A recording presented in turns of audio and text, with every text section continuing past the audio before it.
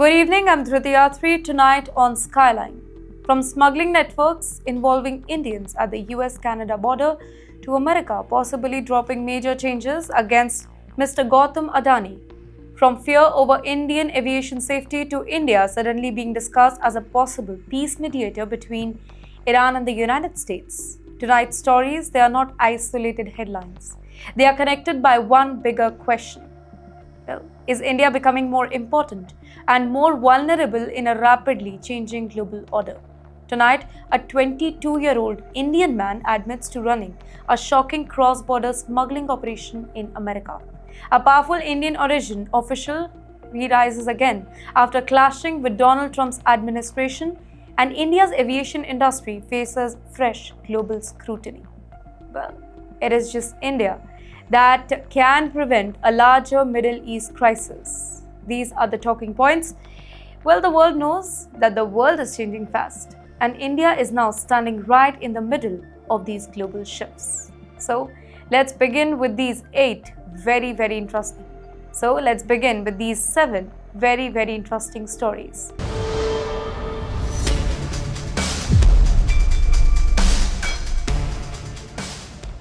The first, a 22-year-old Indian man, a secret cross-border network, illegal midnight crossing, high-speed police pursuits near the US-Canada border, and payments made per head. This sounds like a movie, right?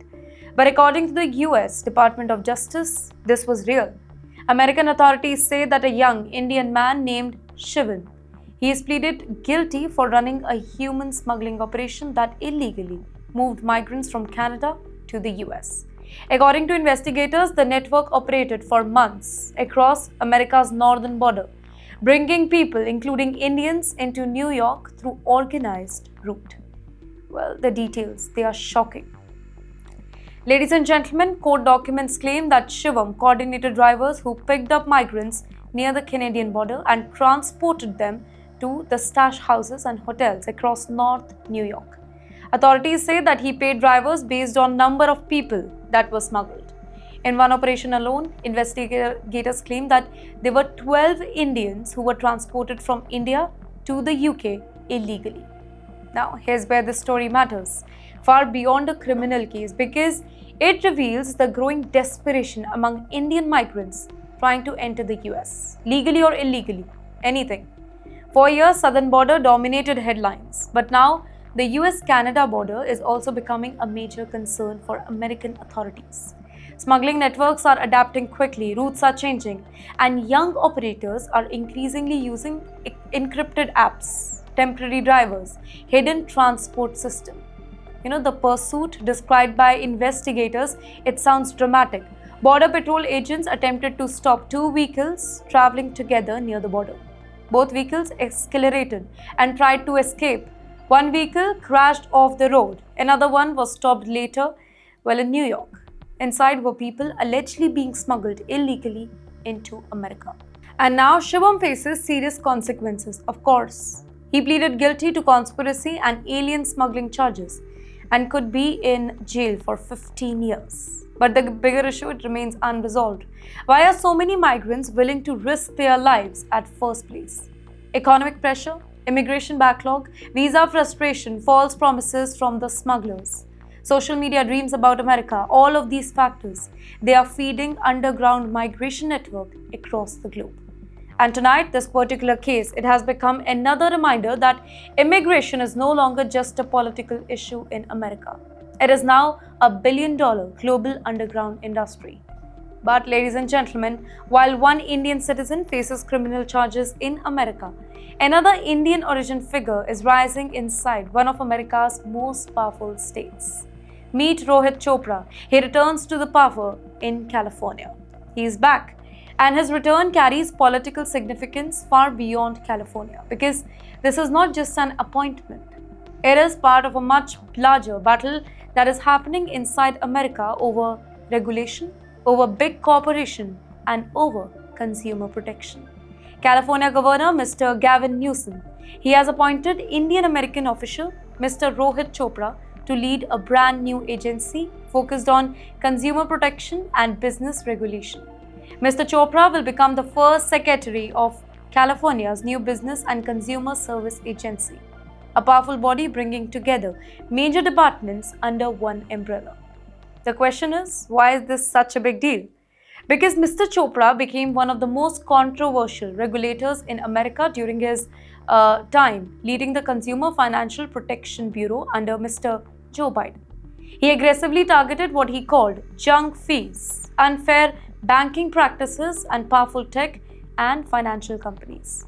Supporters saw him as fearless protector, but critics, specifically Republicans, they accused him of overreach and hostility towards big business. But then Mr. Donald Trump, he returned to the office. Soon after, Mr. Chopra was removed from his federal role.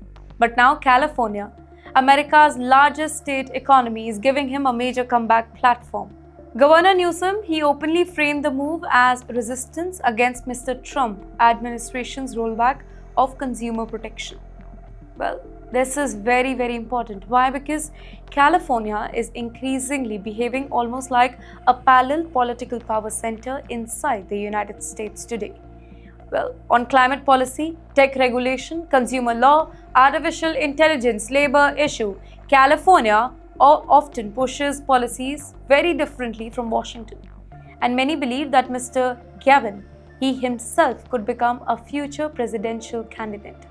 Now back to Mr. Chopra. Well, his records significant. During his tenure at the CFPB, nearly $10 billion was reportedly covered in refunds and penalties from companies accused of violating consumer law. He pushed aggressively against hidden fees in banking, credit cards, and financial system. He also focused heavily on regulating how big tech companies enter financial services and digital payments. And now California wants him to help build an even larger regulatory structure covering healthcare, technology, finance, and business protections further. That means that one Indian American official may soon influence policies affecting millions of Americans and some of the world's largest companies. Ladies and gentlemen, tonight the story is also about growing political rise of Indian origin professionals inside the United States. From CEOs to lawmakers to regulators, Indian Americans are becoming increasingly influential across America's political and economic system. But again, while Indian origin leaders they rise globally, another major Indian industry is now facing serious international scrutiny. We are talking about India's aviation sector that is booming. Airports are expanding, airlines are ordering hundreds of aircrafts, millions of Indians are flying for the very first time. And tonight, serious questions are being raised about whether India's aviation growth is happening faster than safety oversight system or not. Ladies and gentlemen, reports now suggest that America's aviation regulator, the FAA, has renewed concern about aviation oversight standards in India after multiple troubling developments. And you know what? The timing could not be worse. Indigo reportedly faced a major operational disruption. Air India suffered a deadly crash in Ahmedabad. SpiceJet continues facing engineering and financial trouble. And suddenly, the global attention is returning to aviation safety standards, and that too, in one of the world's fastest growing air travel market. This matters, and that too a lot, because India is expected to become one of the biggest aviation market on the planet over the next decade. Airlines are placing massive aircraft order, new airports are opening, regional connectivity is expanding rapidly. But aviation experts often warn that infrastructure growth, pilot training, maintenance system, and regulatory oversight must grow at the same pace. Otherwise, rapid expansion itself, it can create vulnerabilities. Now, the FAA's role, very important here. America's aviation regulator periodically evaluates whether countries meet international safety oversight standards or not. Well, these ratings, it affects not only airline reputation, but also future expansion opportunity, code sharing partnership, and international operations. If serious concern emerge, it can affect investors' confidence and global perception of aviation system. But this is not just about airlines. Aviation is deeply tied to India's economic ambitions. Tourism, business travel, global investment, international trade, diaspora movement, all depend heavily on strong aviation infrastructure. And that is why any international scrutiny, it immediately becomes a major national issue for India. And in the meantime, Indian airlines are also facing financial pressure from rising fuel costs. In fact, aircraft shortages, supply chain disruption, and fierce competition. Several carriers continue struggling with delayed salary, engineering problem, operational bottleneck. So while India's aviation growth story, it remains impressive. Tonight, there are growing questions about whether the system is being stretched too aggressively or not. Because let's be honest, in aviation, perception matters almost as much as reality. One serious safety scare, it can damage global confidence, and that too very quickly. And tonight, India's aviation sector is under a brighter international spotlight than it would like. But while aviation concerns grow, another massive Indian business story, it is heading towards a dramatic legal turnaround in the United States.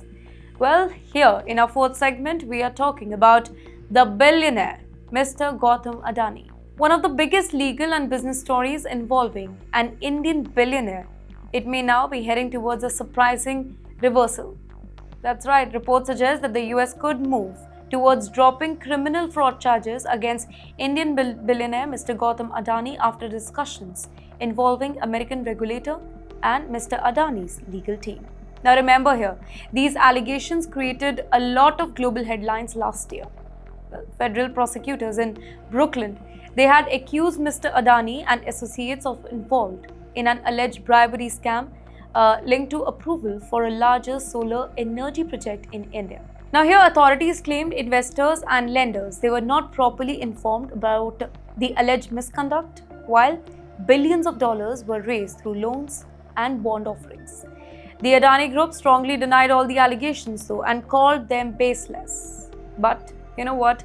Reports now suggest that America's SEC may settle a parallel civil lawsuit, while criminal charges would potentially be dropped altogether. According to the reports, Mr. Adani's lawyers, they argued that the US jurisdiction in the matter was weak and the evidence was insufficient. Another argument reportedly presented to American officials was economic, that the ongoing case was blocking a proposed $10 billion investment into the United States. And you know what? That point matters politically than after Donald Trump's elections victory. Mr. Adani publicly pledged major investment and job creation in America. Reports suggest discussions included promises involving roughly about 15,000 jobs. And that creates a very complicated situation where law, politics, economics, and diplomacy begins overlapping. In fact, there are also reports that the Adani Group, it could pay significant settlement amount to resolve separate investigations related to Iranian gas shipment. However, none of these reports change one core reality. This case became one of the highest profile corporate investigations involving an Indian business empire in recent years. And globally, investors are watching very closely because the Adani Group, it plays a massive role in India's infrastructure ambitions. You name it, ports, energy, logistics, airport, renewable projects, and industrial expansion. Any major legal development involving the group, therefore, affects not just a businessman but also broader perception of India's corporate environment and global economic rise. Tonight, this case also reflects a larger truth about global business today. Billion-dollar corporations, they no longer operate only inside national borders. One investigation in America can affect market, politics, investments, and strategic relationship across the continents. But ladies and gentlemen, while India's corporate influence, it grows globally, Russia is now publicly suggesting India could play another very, very different role, and that too on the world stage. Peace mediator. Wait, what?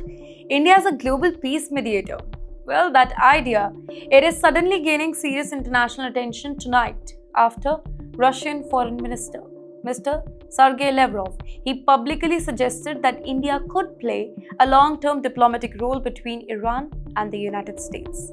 And this is not just symbolic praise. It reflects how the world increasingly sees India's growth, global influence. While speaking during a BRICS foreign ministers meeting, Mr. Lavrov said that India has a diplomatic experience, international credibility, and strategic balance needed to help reduce tension in West Asia. He pointed out that while countries like Pakistan may help facilitate immediate talks, India could potentially act as a broader stabilizer in that particular region over a long period of time. Now, think about how significant this moment is for us. Russia is essentially saying that India is no longer just a regional South Asian power. It is now viewed as a country capable of helping manage one of the world's most dangerous geopolitical crises. And the timing, that matters a lot because tensions involving Iran, Israel and the US and other Gulf nations, they are now already threatening global oil market and shipping route. India's position here, it's unique. New Delhi has a working relationship with almost every major player that is involved. India has deeper ties with the United States. India also maintains historical and energy ties with India. At the very same time, India has built extremely strong strategic partnership with Gulf countries like the UAE and Saudi Arabia. Let me note you down that very few countries today can speak to all the sides without immediately being viewed as hostile by one camp. Mr. Lavrov, he also highlighted another reality here: energy security. Yes, India is one of the world's largest energy consumer. Any conflict in the Strait of Hormuz, it directly affects India's economy because oil prices impact inflation, transportation, manufacturing, and daily life for millions of Indians. So, India has a direct national interest in preventing wider regional conflict here. And wait, this is where India's diplomatic identity becomes important. For a decade, India promoted non-alignment and strategic balance. Today, the government increasingly uses the phrase Vishwa Bandhu. Well, that means friend of the world. The idea is simple. India wants to maintain relations with competing powers simultaneously instead of joining a rigid geopolitical bloc. Well, if we see historically, then India has actually played a very important mediation role before. India helped during the North Korean 1950 situation, participated in peacekeeping mission, and often supported diplomatic negotiation during Cold War crisis. Now, more recently, during its G20 presidency, India repeatedly pushed the message that dialogue and diplomacy, they are the only sustainable situation to the global conflict. So tonight, Mr. Lavrov's statement reflects something bigger happening globally. As tension rises between major powers, many countries are searching for neutral or balanced players capable of opening communication channels. And increasingly, India is being seen as one of those players. But you know what? Even as Russia praises India's diplomatic potential, tension inside BRICS itself, it is becoming increasingly visible. Well, India delivered a serious warning to BRICS nations over the growing instability in West Asia, specifically around the Strait of Hormuz and the Red Sea. And you know what? The message that was clear: if maritime routes become unstable, the global economy itself could face major disruption. That's right, ladies and gentlemen, speaking at the BRICS Foreign Ministers Gathering, Mr. S. Jaishankar, India's External Affairs Minister, warned that safe and uninterrupted shipping through international waters is very, very important for global economic stability. Now, without directly naming any country though, Mr. Jaishankar, he stressed that sovereignty, territorial integrity, diplomacy and dialogue must remain central to international relationship here. Now, this may sound a little diplomatic and measured though, but look carefully. Beneath the language, there was a major geopolitical concern. Because let's be honest here, the Strait of Hormuz is one of the most important oil transit route in the world. Nearly 1/5 of the global oil passes through this narrow passage every single day. If tension involving Iran escalates further, the shipping gets disrupted, energy prices could surge, and globally, it is going to be a nightmare. And India, we do understand that risk very clearly. India imports a huge portion of its energy need. Any disruption in oil flow, it directly impacts the fuel price, inflation, transport costs, and economic growth.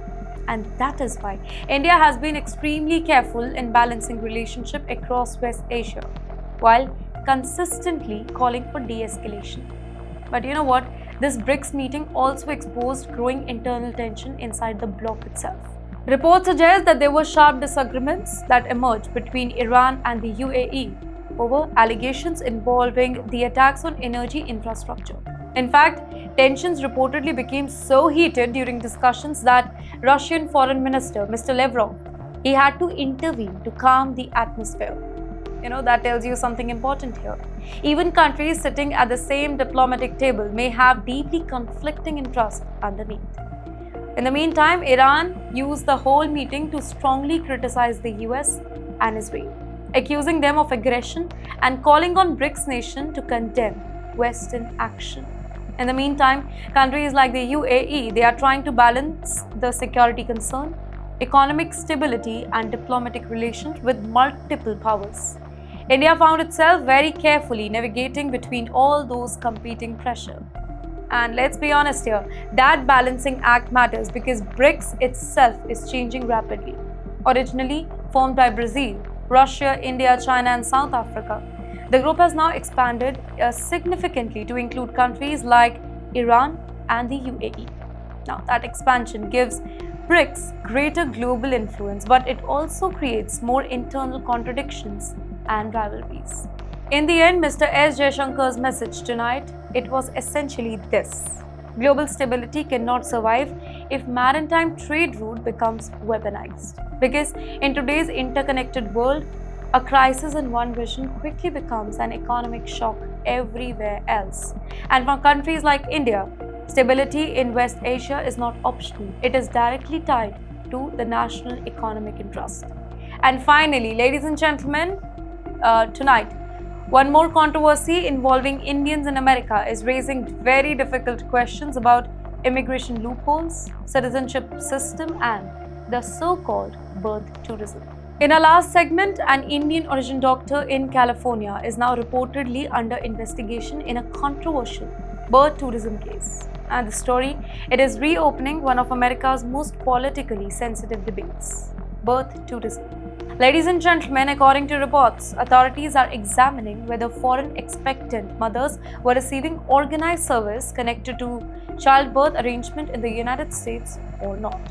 Well, let me tell you here, details remain under investigation, but the case, it has once again drawn attention to the underground industry known as birth tourism. Now, what exactly is birth tourism? It refers to foreign nationals traveling to the United States, specifically to give birth to their children. Automatically, they receive the American citizenship under the 14th Amendment of the US Constitution. The practice itself, it exists in the legal gray area.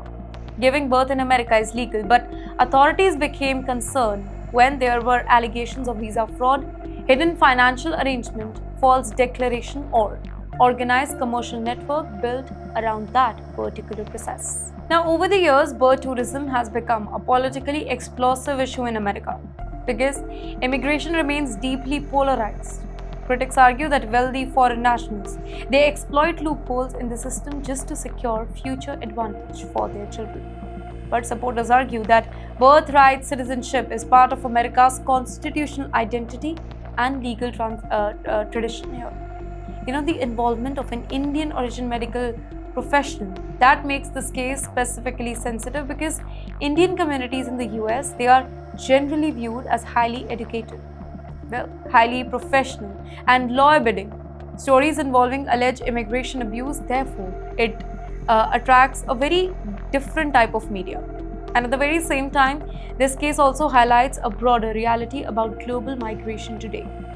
American citizenship remains one of the most desired passports in the world.